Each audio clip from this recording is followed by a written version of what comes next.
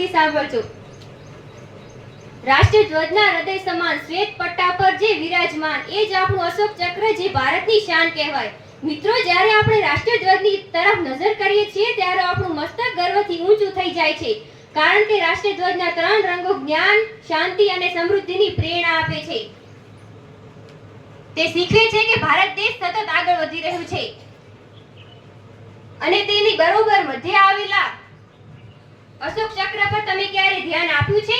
હા, બરાબર, ત્યાં જ વિરાજમાન છે આપણું અશોક ચક્ર, જે સમ્રાટ અશોકે સારનાથના સ્તંભમાંથી લેવાયેલું આ ચક્ર છે, જે આપણને સતત આગળ વધવાની પ્રેરણા આપે છે। ચલમ જીવનમ સ્થિરતા મરણમ, અર્થાત ચાલવું એ જ જીવન છે અને સ્થિરતા એ જ મૃત્યુ। અશોક ચક્રના આ 24 આરા આપણને સતત જીવનમાં આળસ છોડીને આગળ વધવાનું શીખવે છે। તે શીખવે છે કે ભારત દેશ 24 કલાક પ્રગતિના પંથે આગળ વધી રહ્યો છે। તે દિવસના 24 કલાક અને મનુષ્યના 24 ગુણો શીખવે છે।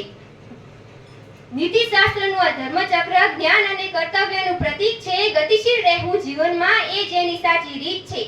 અશોક ચક્રના આ 24 આરા આપણને જીવનમાં સતત આગળ વધવાનું શીખવે છે। મિત્રો, જ્યારે આપણે જીવનમાં આળસ છોડીને અને મનુષ્ય આ 24 ગુણો પોતાના જીવનમાં અપનાવશે ત્યારે જ આપણે જગત ગુરુ બનીશું।